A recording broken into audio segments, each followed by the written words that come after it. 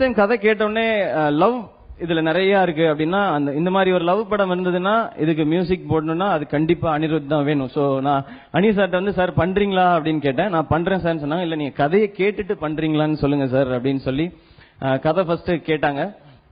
And Anirudh அவரை பத்தி எப்படி சொல்றது, நான் என்னோட ஃப்ரெண்ட், என்னோட வெல்விஷர், என்னோட பிரதர் எல்லாமே அவர் தான். இன்னைக்கு அப்பா அம்மா 2 பேருமே இருக்காங்க. தேங்க்யூ இப்படி ஒரு பையனை வந்து இந்த இண்டஸ்ட்ரி கொடுத்ததுக்கு, எங்களுக்கு ஃப்ரெண்டா கொடுத்ததுக்கு தேங்க்யூ சோ மச்ப்பா. ஏன்னா இந்த ஏஜ்ல வந்து இவ்வளவு பெரிய பணம் பேர் புகழ்லாம் கிடைச்சா எப்படி வேணா இருக்கலாம். பட் அதெல்லாம் தாண்டி வந்து இன்னமும் அப்படியே நாங்க 3 டைமுக்கு முன்னாடி அணியை நான் மீட் பண்ணிருக்கேன். நாங்க 2 பேரும் ஒரு காலேஜ் ஃபங்க்ஷன் நான் ஹோஸ்ட் பண்ணிருக்கேன். அவர் கீபோர்டு வாசிச்சிருக்காரு. அப்ப எப்படி பார்த்தோமோ அப்படியே இருக்கிற அனிருத் தான் இந்த நட்பையும் அப்படியே வச்சிருக்கு. அவர் ரேஞ்சுக்கு வேற எங்கெங்கயோ போயிட்டு இருக்காரு. இல்ல நான் இந்த படம்லாம் பண்ண முடியாதுங்க, நான் யோசிச்சு சொல்றேன், என்ன வேணா சொல்லிருக்கலாம், அப்படி கிடையாது, நான் பண்றேன், நான் எப்ப கேட்டாலும் கதையே கேட்காம படம் பண்றேன்னு சொல்லுவாரு. அந்த நம்பிக்கை தான் நான் நல்ல ப்ராஜெக்டை தேடி கொண்டு போய் அனிருத்தை கொடுக்கணும்னு சொல்றது. பட் அதை தாண்டி ஹிட் சாங்ஸ் கொடுக்கறது, இன்னைக்கு ஹிட் சாங் தான் விஷயமே படத்துக்குள்ள கொண்டு வரதுக்கு. அதை கொடுக்குற அனிருத்துக்கு நான் எப்பவுமே தேங்க்ஸ் சொல்லிட்டே இருக்கணும். அண்ட் அதெல்லாம் தாண்டி எப்பவுமே நான் நல்லா இருக்கணும்னு நினைக்கிற என்னுடைய க்ளோஸ் ஃப்ரெண்ட்ஸ், அதுல ரொம்ப முக்கியமான ஒருத்தர் வந்து அனிருத். தேங்க்யூ அனிருத், எல்லாத்துக்குமே லைஃப்ல வந்து ரொம்ப முக்கியமான ஒருத்தர் நீங்க. அண்ட் அடுத்து சொல்லணும்னா கீர்த்தி சுரேஷ். ஃபர்ஸ்ட் கீர்த்தி சுரேஷ் வந்து இந்த பொண்ணு கரெக்டா இருக்கும்னு சொல்லி பிசி சார் சொன்னாங்க, பாக்கி சொன்னாரு. வேணான்னு சொன்ன ஃபர்ஸ்ட் ஆள் நான் தான். அதுக்கு மிக முக்கியமான காரணம் பாண்டே சார், நீங்க சொன்ன அந்த பாயிண்ட் தான். பேக் டு பேக் 2 பிலிம் பண்ணா ஏதாவது கிசு கிசு வந்துடும் அப்படின்றதான். இது வரைக்கும் வரல, எதுக்கு தேவையில்லாம அது ஒண்ணு அப்படின்றதான். இன்னொன்னு பேர் எதுக்கு ரிப்பீட் பண்ணும் அப்படிங்கிற கான்செப்ட்ல தான் இருந்தோம். சார் வேணாம் சார் அப்படின்னு சொல்லி சொன்னேன். அண்ட் உண்மையிலே அந்த இன்னொரு ஹீரோயின் சொல்லுங்கன்னு கேட்டேன். அந்த இவனும் நான் தான். நானும் கேட்டேன், நான் வேற யாராவது ஹீரோயின் இருந்தா சொல்லுங்க, அழகா இருக்கணும், உங்களை மாதிரி இல்லாம நல்ல அழகான ஒரு ஹீரோயின் சொல்லுங்க அப்படிலாம் கூட கேட்டேன் நான். அவங்க அதை பத்திலாம் வருது. பட் அண்ட் வேற ஹீரோயின்ஸ்லாம் ட்ரை பண்ணோம். அண்ட் நிறைய பேர் நோ சொன்னாங்க. நோ சொன்ன எல்லாருக்கும் ரொம்ப ரொம்ப தேங்க்ஸ். ஏன்னா கீர்த்தியோட பெர்ஃபார்மன்ஸ் அவ்வளவு அழகா இருந்துச்சு இந்த படத்துல. தேங்க்யூ சோ மச் கீர்த்தி. அவங்க கதை கேட்கல, அவங்களும் ஃபோன் பண்ண உடனே ஒத்துக்கிட்டாங்க. அதுக்கும் ஒரு பெரிய இது வேணும். ஏன்னா யோசிச்சிருக்கலாம், இல்ல கதை கேட்டிருக்கலாம். இதெல்லாமே நம்பிக்கை தான், எல்லாமே ஒரு டீம் அப்படின்னு யோசிக்கிறது தான். Thank you Keerthi. அண்ட் அது மாதிரி சதீஷ், மொட்டராஜேந்திரனா, யோகி பாபுன்னு இது ஒரு டீம். இந்த மாதிரி இது எல்லாமே ஜாலியா இருந்தது. இது இன்னைக்கு இப்படி ஒரு லான்ச்ன்றது நான் நிஜமா எதிர்பார்க்கல. இங்க வந்து பார்த்ததுக்கு அப்புறம் தான் தெரியுது. திடீர்னு டான்ஸ் ஆடுறாங்க, திடீர்னு லோகோ வருது, சுத்தி எல்இடி டிவி அப்படின்றதெல்லாம். அண்ட் ராஜானா, நீங்க வந்து இப்ப நீங்க அடுத்தடுத்த லெவல் போறது இல்லாம எங்களையும் புஷ் பண்ணி எடுத்துட்டு வரீங்க, இன்னும் பெருசா பண்ணும், இன்னும் பெருசா பண்ணணும்னு சொல்லி. அண்ட் இந்த ஏவிலாம் வந்துச்சுல்ல, அதுல வந்து ஒரு டோன்ல சொன்னாங்க எல்லாருக்குமே தி மேன் ஆஃப் அப்படிலாம் சொல்லி. அந்த மாதிரி ராஜான்னு சொல்லலாம், he is man of surprises RD Raja அப்படின்னு. எப்பவுமே போன் பண்ணி ஏதாவது surprise, Siva busy sir okay சொல்லிட்டாங்க சிவா அப்படின்னு போனை வச்சிருவாரு. பிசி சார் ஓகே சொல்லிட்டாங்களா, அதுக்கு ஒரு 1/2 hour ஆகும். இப்ப அதுக்கப்புறம் மோகன் ராஜா சார் ப்ராஜெக்ட் ஆரம்பிச்ச உடனே அப்படிதான், சிவா 9 தான் ஹீரோயின் அப்படின்ட்டு வச்சிருவாரு. அப்படின்றதுக்குள்ள இருக்க மாட்டார் லைன்ல. அடுத்து திரும்ப போன் பண்ணுவாங்க, சிவா ஃபகத் தான் வந்து இந்த இதுல படத்துல முக்கியமான ஒரு ரோல் பண்றாங்க, இந்த ஒரு ஃபகத் கிட்ட பேசுங்களேன் அப்படின்னு சொல்லி. Fahadh Fahadh Fahadh Fahadh Fahadh thank you Fahadh, super super super அப்படின்னு வச்சு யோசிப்பேன், என்ன இது இப்படி இருக்கேன்னு. இப்படிதான் எல்லாமே இருக்கும் அவர்கிட்ட. வந்து எல்லாமே பெருசு பெருசா பண்ணணும்னு ஆசைப்படுற ஒருத்தர். அந்த மாதிரி ஒருத்தரோட அசோசியேட் ஆயிருக்குது எனக்கு ரொம்ப பெருமை, சந்தோஷம், இன்ஸ்பைரிங் எல்லாமே சொல்லலாம். நான் நிறைய இடங்கள்ல பாத்திருக்கேன் ராஜான வந்து ப்ரமோஷன் நிறைய கம்பெனிஸ்க்கு பண்ணிருக்காங்க. நிறைய இடங்கள்ல அவரோட ஐடியாஸ் வந்து ஏத்துக்காம அதை ரிஜெக்ட் பண்ண எல்லாரையுமே பாத்திருக்கேன். நிறைய மேடைகள் வந்து அவர் நிக்க வேண்டிய மேடைகள்லாம் அவர் நிக்காம போனதெல்லாம் நான் பாத்திருக்கேன். இன்னைக்கு ஃபர்ஸ்ட் டைம் வந்து அவரை ப்ரொடியூசர் அப்படின்னு சொல்லி பார்க்கும்போது அங்கே நான் ஒரு 7 வாட்டி அழுதுருப்பேன்னு நினைக்கிறேன். அந்த இடத்துல இந்த ஹாலிவுட் கம்பெனிஸ் மாதிரி, ஒரு யுனிவர்சல் ஸ்டுடியோஸ் மாதிரி அந்த லெவலுக்கு தான் எப்பவுமே ஃபீல் பண்ணிக்குவார். நம்ம அப்படி நினைப்போம் ஃபர்ஸ்ட் அப்படிங்கறதா. அந்த மாதிரி ஒவ்வொன்றுத்துக்குமே ஆட்கள் இருப்பாங்க.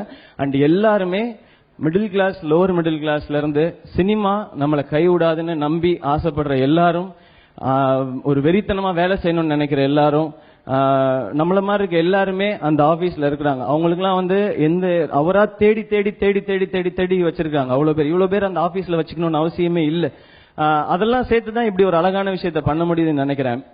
இங்க சினிமா உண்மையா சங்கர் சார் வந்து ஒரு அவார்ட் ஃபங்க்ஷன்ல சொன்னாங்க, சினிமாவுக்கு சின்சியரா இல்லாதவங்கள சினிமா தூக்கி போட்டுரும் அப்படின்னு சொல்லி. அது வந்து பலார்னு அரைஞ்சு சொல்ற மாதிரி இருந்துச்சு எனக்கு.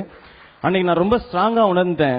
நம்ம ஹார்ட் ஒர்க் பண்றோன்றதை தாண்டி எவ்வளவு சின்சியரா ஹார்ட் ஒர்க் பண்றோங்கிறதான். அதே மந்திரத்தை கையில பிடிச்சி எடுத்துட்டு வர ராஜான்னு அவர் கூட இருக்கிற எல்லாரும் உங்களுக்கு எல்லாம் பெரிய பெரிய நன்றி. நீங்க எல்லாம் சேர்ந்து பண்ணதுதான் இந்த விஷயம். இதுல வந்து ஃபர்ஸ்ட் நேம நான் தூக்கிட்டு போறேன் அப்படின்றது எல்லாமே நீங்க தூக்கி இப்படி என்னை வைக்கிறது தான். அதுக்கு எல்லாருக்கும் நன்றி. அண்ட் அதுக்கப்புறம் Suresh Chandra sir, thank you sir உங்களுடைய கம்ப்ளீட் சப்போர்ட்டுக்கு. அண்ட் லிரிக்ஸ் எழுதின என்னுடைய நண்பர், என்னுடைய பிரதர் விக்னேஷ் சிவன், உங்களுக்கும் தேங்க்ஸ் பிரதர். அவர் வந்து நிறைய மாசா எழுதிடுவாரு லைன்ஸ்லாம். நான் வேணுமா இது வேணுமா இது வேணும், சும்மா இருங்க சார் உங்களுக்கு ஒன்றும் தெரியாது, நான் அனிட்ட பேசிக்கிறேன் அப்படின்னு சொல்லி அவங்க 2 பேர் பேசி ஃபிக்ஸ் பண்ணுவாங்க.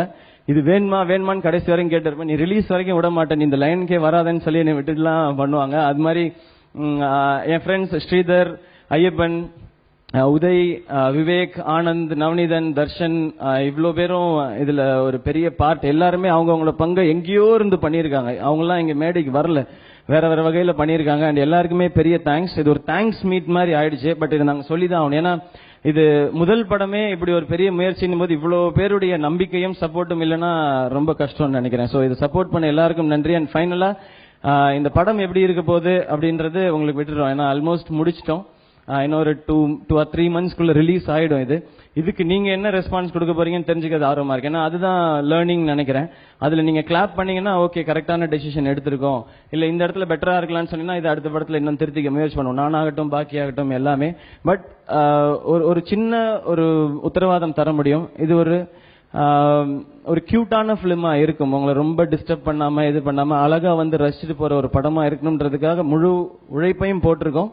ப்ளீஸ் எங்க எல்லாரையுமே நிறைய சப்போர்ட் பண்ணுங்க. அண்ட் ஒன்ஸ் அகெயின் இங்க வந்து சங்கர் சாருக்கு இவ்வளோ பெரிய சப்போர்ட் கொடுத்த சங்கர் சாருக்கு once again thanks. And Mohan Raja sir, Ponram sir and எல்லாருக்கும் பெரிய பெரிய தேங்க்ஸ். உண்மையா உழைச்சா தட்டி கொடுக்கறதுக்கு இங்க நல்லவங்க இருக்காங்க நம்மளோட இண்டஸ்ட்ரியிலையும், அந்த நம்பிக்கை மட்டும்தான். இந்த 2 நம்பிக்கையோடையும் இன்னும் முன்னாடி போறோம் எல்லாருமே. ஸோ டெஃபினட்டா நிறைய சப்போர்ட் பண்ணுங்க. ஏன்னா பின்னாடி யாரும் கிடையாது சப்போர்ட் பண்றதுக்கு, முன்னாடி நீங்க தான் இருக்கீங்க. So please do support us. 24am studios இவ்வளவு நேரம் நிறைய பார்த்தோம், நிறைய பண்ணோம். அவங்களுடைய first project Remo and second project Mohan Raja sir direct பண்றாங்க, நான் நடிக்கிறேன். அண்ட் தேர்ட் ப்ராஜெக்ட் பத்தின அனௌன்ஸ்மெண்ட் தான். அதை நான் சொல்றதுல ரொம்ப சந்தோஷப்படுறேன், பெருமைப்படுறேன். அண்ட் இந்த 24am ஸ்டுடியோஸோட தேர்ட் ப்ராஜெக்ட் ப்ரொடக்ஷன் நம்பர் 3, இதோட ஸ்கிரிப்ட் எழுதினது வந்து இந்த ப்ரொடியூசர் RD ராஜா சார் தான்.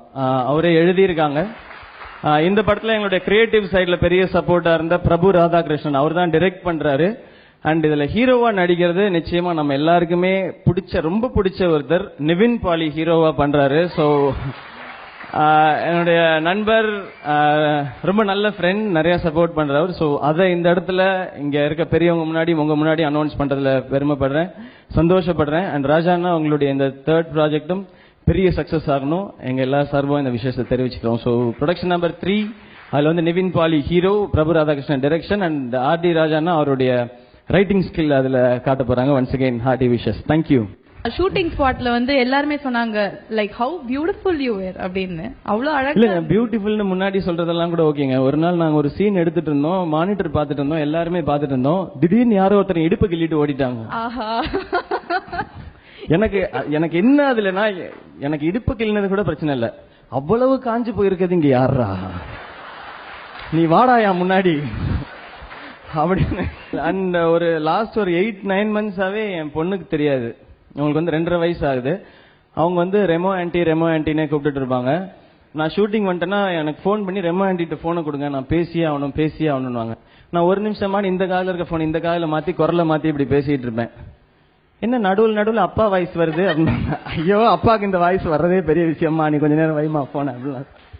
ஓகே, வை ரெமோ அப்படிங்கிற டைட்டில் வந்து யார் சூஸ் பண்ணது, எதுக்காக? இல்ல இதுக்கு டைட்டில் என்ன வைக்கிறதுன்னு தெரியல. இதுக்கு கொஞ்சம் பொயட்டிக்கா இருக்கணும் இல்ல ஃபன்னா இருக்கணும் அப்படின்றதான் ஐடியா. வைக்கலாம் அப்படின்னு யோசிச்சுட்டே இருக்கும்போது நிறைய பேச. இந்த படத்துல ஸ்கிரிப்ட்ல ஒர்க் பண்ணவர் வந்து ஐயோ அவர் நான் சொல்லாம விட்டேன், நம்மளுடைய நெருப்புடா புகழ் அருண்ராஜா காமராஜ் தான், அவர் ஒர்க் பண்ணாரு. அப்ப நம்ம வந்து அனௌன்ஸ் எல்லாம் பண்ணோம். அசிஸ்டன்ட் டைரக்டர் வந்து யார் டைட்டில் சொல்றீங்களோ iPhone 6s 128GB அப்படிலாம் அனௌன்ஸ் பண்ணுவோம். வாங்கி கொடுக்கல அது வேற விஷயம். அப்படின்னு போது இவன் தான் சொன்னான் ரெமோ அப்படின்னா. ஏன்டா ரெமோ சொல்ற அப்படின்னா, அந்த கேரக்டர் எப்படி ஒரு டிஸ்கைஸ்ல போய் தானே லவ் பண்ணோம், கதைக்கு செட் ஆகுது இல்ல அப்படின்னா ரெமோ சொல்றதுக்கு சூப்பரா இருக்கு. அண்ட் ஏற்கனவே ஹிட்டான நேம் இது, ஆல்ரெடி எல்லாருக்குமே ரீச் ஆன ஒரு நேம்ன்றதுனால அப்படி அமைஞ்சதுதான் இந்த ரெமோ. எல்லாருக்குமே டக்குன்னு கேட்கும்போது பிடிச்சிருந்தது. ஆக்சுவலா ரோமியோ அந்த இதில் தான் வரணும், வெட்டி வெட்டி லவ் பண்ற ஒரு தான் அப்படின்றதான். ஸோ ரெமோ அப்படின்றது டக்குன்னு கேட்சியா இருந்தது. ஒரு பெரிய ஹிட் படத்துல இருந்து ஆல்ரெடி ஒரு ஹிட்டான விஷயம், அது ஆல்ரெடி ஹிட் அது, அதனால அதை வச்சுக்கலான்றதான். ஸோ அவருக்கும் அருண் ராஜா காமராஜ் இவ்வளவு கிரியேட்டிவா யோசிச்சு இதை சொன்னதுக்கு ரொம்ப தேங்க்ஸ் சார். இன்னும் ஒருத்தருக்கு ஒரு தேங்க்ஸ் சொல்லணும், அது மட்டும் சொல்லிக்கிட்டா அது வேற யாருக்கும் இல்லை, நான் வேற எங்கேயும் சொன்னதில்லை. என் ஒய்ஃப் ஆர்த்திக்கு ரொம்ப பெரிய தேங்க்ஸ் ஆக்சுவலா. ஏன்னா அந்த நான் த்ரெட்டிங்லாம் பண்ணிட்டு வந்த பிறகு என் மூஞ்ச பாக்குறதுக்கு எனக்கே ரொம்ப கஷ்டமா இருக்கு. மேக்கப்லாம் ரிமூவ் பண்ண பிறகு நான் த்ரெட் பண்ணிட்டு வந்து நான் மூஞ்ச கட்டும்போது என் மூஞ்ச பார்க்கவே மாட்டேன். எப்பவுமே இப்படி மூஞ்ச கழுவிட்டு இப்படியே போயிடுவேன், இப்படி பிரஷ் பண்ணிட்டு திரும்ப வந்து நின்றுவேன். அந்த மூஞ்ச பார்த்து ஒரு 3 மாசம் வந்து வீட்டுல இருந்தாங்க. அண்ட் நான் வீட்டுக்கு போனதுக்கு அப்புறம் வந்து எந்த ஒரு டென்ஷனுமே கொடுக்க மாட்டாங்க. நான் எவ்வளவு கஷ்டப்பட்டு வரேன்றது தெரியும். நான் ஒரு 18-19 hours வேலை செய்யணும், வீட்டுல ஒரு 4-5 மணி நேரம் தூங்கலாம். குழந்தை வந்து டிஸ்டர்ப் பண்ணாம பாத்துக்குவாங்க, அவ்வளவு அழகா பாத்துக்குவாங்க. ஸோ ஆர்த்திக்கு ரொம்ப பெரிய தேங்க்ஸ். அண்ட் அதே மாதிரி என்னுடைய மேக்கப் டீம், கணபதி அண்ணா, தெலினா அண்ணா, பாண்டி, கார்த்தி, இவங்களுக்குலாம். அண்ட் கணபதி அண்ணாக்கு ஸ்பெஷல் தேங்க்ஸ். என்ன அழகா பேம்பர் பண்ணிட்டாங்க ஒரு குழந்தை மாதிரி. ஸோ எல்லாருக்கும் ரொம்ப தேங்க்ஸ்.